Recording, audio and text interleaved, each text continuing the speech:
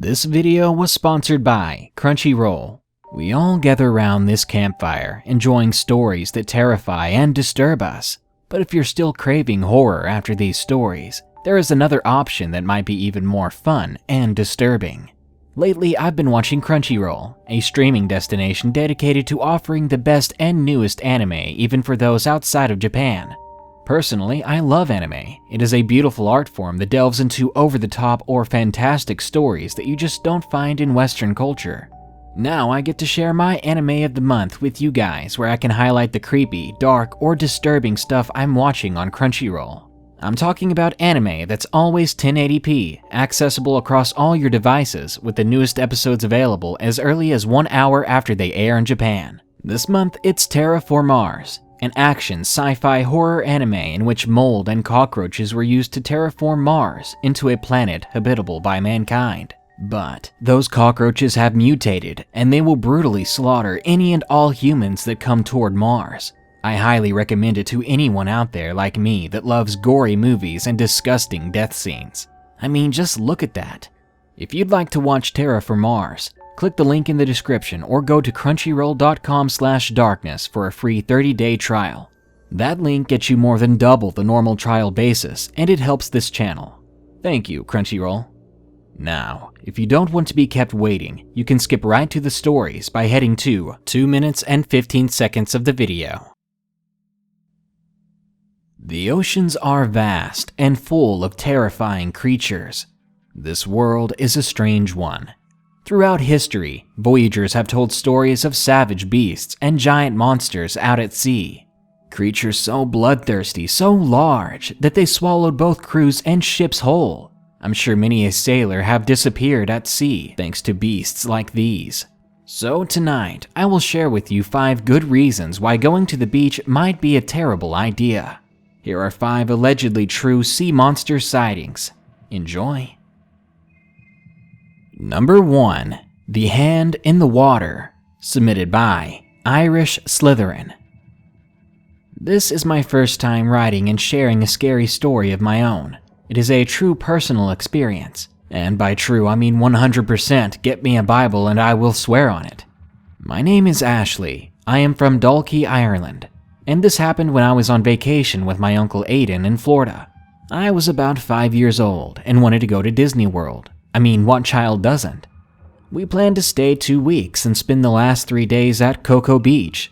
I had a blast at Disneyland, and just as planned, 3 days before we had to leave, we changed hotels so we could be closer to the beach. It was our second day at the beach, and I decided to try swimming in a part of the water that looked calmer than the rest. My cousin Rachel had taught me how to swim just before we left, and I wanted to make her proud of me. Uncle Aidan told me to be careful. He was always protective of me, because I was pretty short for my age. I looked like an overweight 3-year-old at the time.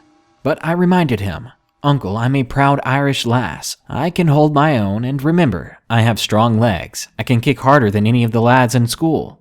He just chuckled and said, "If you say so, lass, but just watch yourself, and don't let your guard down." I nodded and walked over to the water, and I began to swim. I was swimming for about 20 minutes when I noticed something in the water. I put my goggles on, held my breath, and I ducked under. But I saw nothing. I thought maybe it was just an illusion with the light and the waves, so I keep swimming. About 5 minutes later, I feel something brush my leg. I ducked under again and caught a glimpse of a set of flippers swimming my way. I figured it was just a large fish or something, and so I thought I'd ask my uncle when I got to the shore. I did, and he said that it was probably nothing to worry about. The next day we came back, and I went to the same spot to swim again, but it was early, so not a lot of people were at the beach yet. It didn't matter to me, it just meant I had more space, less noise. After swimming for about 10 minutes, I feel something touch my foot. I ignored it. I thought it was a fish again and I laughed, because it tickled. But my joy quickly turned to fear, because something grabbed my leg and it pulled me under. I looked down only to see a black arm pulling me under the water. True to my words, I started kicking it, and eventually it let go after I squished its finger using my heel. Immediately, I swam to the surface and saw my uncle swimming frantically towards me. He pulled me to the shore and started swearing when he saw my leg. Sweet Mary, Mother of Christ, what in the bleeding hell was that? My uncle said as he pointed to my leg there were long scratches on my leg with a blue goo or slime in them. The slime was all around it. My uncle picked me up right away and took me to the medical center. As he did, I looked out onto the water and I saw a head of black hair with a snow-white human face.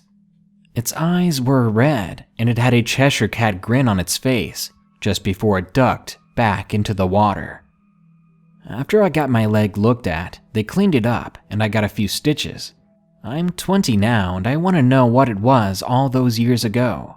I'm a fan of the paranormal and I love to investigate what I can, but I still have never found out what this thing was. If you know what it is, I would love to know, because I need to know what caused these 3 scars down my left leg. Number 2. Killer Sea Creature. Submitted by Stratus Red Cloud. This sighting happened about 12 years ago. I still can't quite get it out of my head. Throughout those events, I can only say that the vast stretches of oceans in our planet conceal secrets so strange yet fascinating that they really prove the fact that we have insufficient knowledge about the deep sea. To begin, my sighting took place in my hometown, within a coastal village in the archipelagic country of the Philippines. It was summertime, and the soaring temperatures reached to a point in which people are forced out of their homes just to take a trip to the beach in order to cool off. Me, along with my cousins Kim and Justin, were among them. While driving along the coasts, I took a moment to savor the sights of pristine beaches and the cool tropical breeze. The coconut trees and white sand that covers all the wide stretch of coastline was just absolutely beautiful. Arriving at our choice of resort, we hastily occupied one of the empty huts for ourselves, and we positioned our backpacks inside to indicate to other people that this hut is taken. We usually take the best spot, facing the shoreline along some rocks and a visible sandbar across the beach. "Hey David, where are the girls?" said my cousin Kim. "Yeah, I mean, where is everybody?" Justin's sentence did ring a bell, and before long, we realized that the 3 of us were the only ones in the resort. Despite the tropical setting, the place seemed to evoke a weird and eerie atmosphere. 3 guys on an empty resort. It was a horror setting if I've ever heard one, but at least we had the place to ourselves, right? It wasn't long before the heat creeps in and we changed to our Speedos and head to the water. We swam a considerable distance of about 18 feet from the shore. Despite that short distance though, we are in open ocean with about 30 feet in depth underneath us. As we splashed and enjoyed the water, from the corner of my eye I can see a black streamlined shape of something big swimming just below the surface. I pointed the strange object to my cousins, and we observed the creature idly circling below the waters. After 6 minutes, the creature seemed to surface, and because of the pristine sea, we can see that it has an elongated body, but it is very humanoid in shape. We can pinpoint that it has a long snout and the legs are very thin, almost frail. All of us have seemed to lost it and swam like hell as fast as we could for shore, realizing that it was surfacing just below our feet. We could hear splashing just behind us, as if this thing had followed us or even chased us. As our feet touched dry land, we trained our sights in the water and could still see this creature splashing furiously along the shoreline. "What the hell is that?" Kim said, about to have a panic attack. At the end we concluded it was a shark, and we carried on our day without a snag, grilling fresh seafood and drinking some cold beers until nighttime. At dawn, my cousin still asleep, I got up and stepped outside our hut to see the sunrise. Walking along the sandbar and feeling the cold water on my feet, I settled in a quiet spot near the rocks, looking beyond the sea. Then I noticed something surfacing near the shore. Observing the flow of water in the surface, it was heading for the beach. Its head was bobbing from the waters. I could see a snout resembling a dog or some sort of wet mongrel. At first I thought it was a sea lion, which is very strange because sea lions aren't found here in the Philippines. But as the creature slowly rises from the water, I was looking at a horrendous sight. Seals have flippers, right? Well, this creature apparently had thin arms with webbed claws. These strange appendages moved like that of crab's pincers.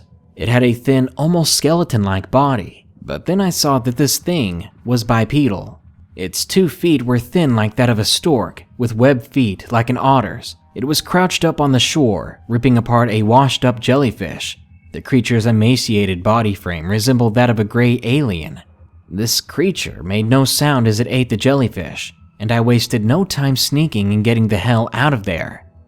During the ride home, I didn't talk too much. I only told them what I saw once we got home. I later found out that the creature is called a chokoi. It is said that these mythological creatures are found inhabiting deep oceans, but occasionally they do go to shore. We eventually found out that the resort we stayed at that day was recently abandoned due to a string of attacks which claimed the lives of 2 men and a pregnant woman. Their bodies were said to have been found mutilated near the shore with multiple lacerations across their abdomens. And a trigger warning on this part. The fetus's head was found partially eaten, with teeth marks in the forehead. Despite these disturbing happenings, I still have a fascination for the oceans and its secrets. But still, the sight of that creature gives me nightmares to this day. And whenever I go swimming again, I'll always think twice before I jump into the water. Number 3. The Thing in the Water. Submitted by Radley. This story took place 30 years ago to my uncle, and he tells it word for word every year. I know what you're thinking, and no, it's not just an uncle story. This is real. I can see it in his eye every time he tells it, just the look on his face. So here goes. He owned a beach house on Virginia Beach that was just held together by a couple of rusty nails. He fixed up one room and that's where he slept. He was a really cheap guy, so that explains only doing one room. He would go to the house every weekend, and nothing weird happened for weeks until one weekend. He was out fishing and he got a small tug, but then he was suddenly pulled into the water with great force. He went into the water face first and felt a sharp pain in his leg, and that's when he blacked out. He woke up floating in the water with just his life jacket and a bloody leg. He drove to the hospital and had it patched up. Being the idiot he was, he went to fish again 2 weeks later. And when he went fishing again, the same thing happened. A small tug, then a large pull into the water. But this time, he got a look at the thing that did it. It had the head of a catfish, but the body of a giant eel. It was about 8 feet long and 2 feet wide. It just stared at him for what felt like hours. Then it swam away, and he was scared for his life. He has shared this experience with me dozens of times. I now own that house, and sometimes I go there and I swear I can see a long black shape lurking in those waters. Number 4. The Giant Sea Monster. Submitted by P.T. Sheldon. It was a lovely sunny day in June last year. Me and my friends went on a holiday to America. We are from Wales, and we are all big-headed and try to be the best. While in America, we rented a boat for 2 days for some scuba diving, and the first day went quite well. We saw a lot of fish we've never seen before, but towards the end of the first day scuba diving, we heard blood-curdling roars under the water. We all stopped and looked at each other, until finally we signaled to one another to get the hell out. We went back the following day to try to find out what caused the noise. We ended up fantasizing that there must have been a sunken ship. It must have slipped down a big deep hole under the water not too far from where we were. So the next day we went scuba diving. We went out to the location we thought it was, but there really was nothing there. After about 2 more hours of scuba diving, we decided to call it quits for the day. But then we saw a big shadow heading towards the boat on our way out. The thing must have been 50 feet long, and as I turned around to point out the shadow to my 3 friends, I couldn't find them. But before I could start to panic, I noticed them come out from behind a rock. They were holding what looked like a tooth, but it was the size of my arm. And on our way back to the boat again, we saw something strange. It was just the bloody tail fin of a shark, floating there in the water, as if something had eaten the rest of it. Later on, when we got back to land, I told them what I saw. They laughed it off, thinking I was just making up a story. And they told me that another shark must have eaten the rest of the shark fin we saw. Whether or not these experiences are anything beyond normal, I can say one thing: I won't be going scuba diving in the water of California for a while, because who knows what's lurking under the water of our planet. And number 5, the beach creature. Submitted by Xenomaniac. Growing up in Houston, you never really get used to the crazy Texas weather. It can be hot all year round, and then suddenly there can be snow out of nowhere, just for it to be hot again a few weeks later. It's really odd, sometimes annoying, and the runoff from the hurricanes coming out of the Gulf don't help either. So with all that heat, it can be nice to go for a swim every once in a while. For as long as I can remember, my family has gone down to Galveston to swim every chance they got. Yeah, it's a bit dirty in places, but nothing beats relaxing in the ocean.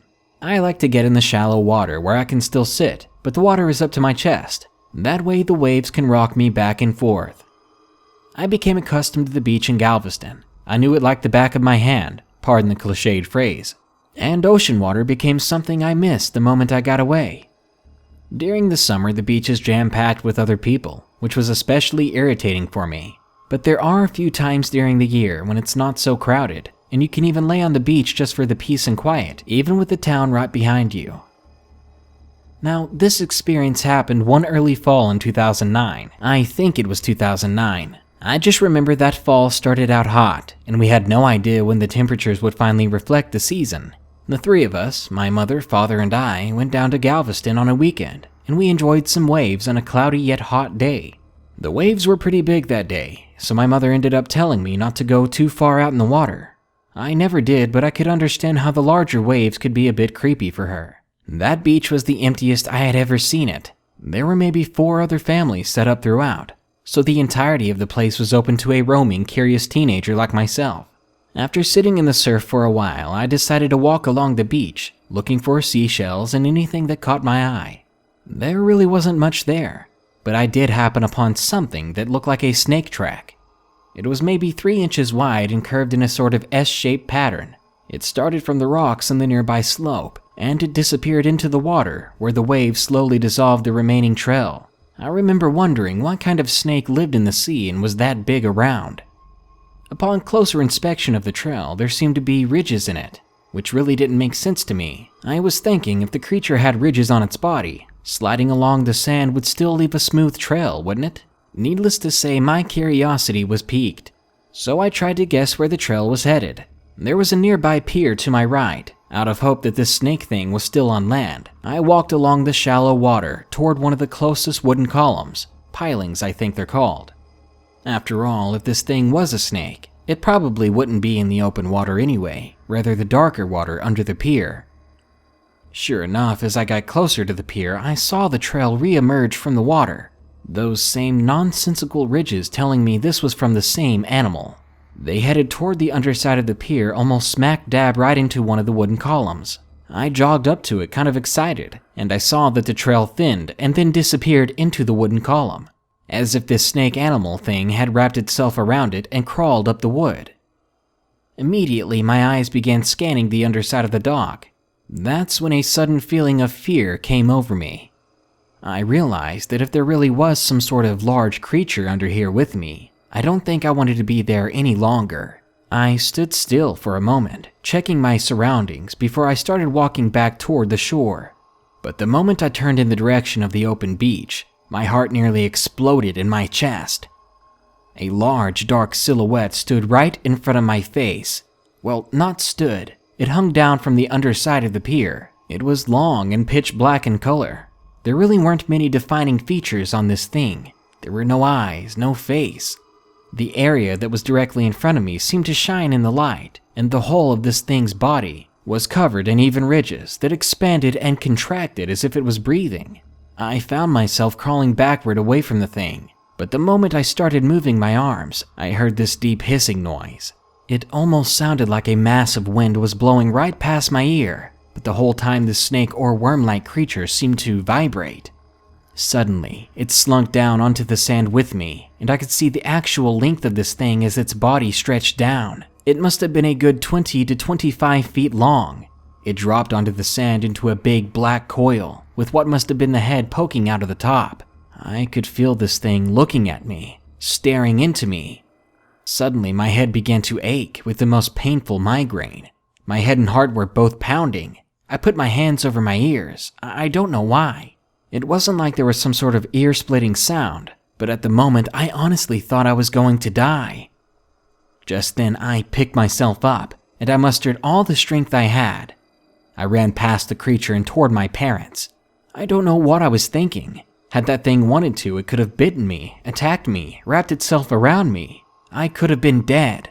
But once I was out from under the pier, I turned back, and the creature was gone. It was as if it was never there. It scared me more thinking of how fast that thing could move if it was already gone. I ran to my parents, telling both my mother and father what had just happened. They've never had any reason not to trust me before, and I was 15, a bit too old to be making up things or believing my nightmares were real. I could see this look on their faces like they wanted to believe me, but they had no idea what it was that I must have seen. I guess they just didn't know what to do. I don't know myself what I saw that day, but it was the creepiest thing I've ever seen in my life. Nothing in any movie or nightmare has scared me as much since, and what leaves me with chills even still was the way this thing never touched me, but it still somehow made my whole body feel like I was going to implode. No natural creature on this earth can do that.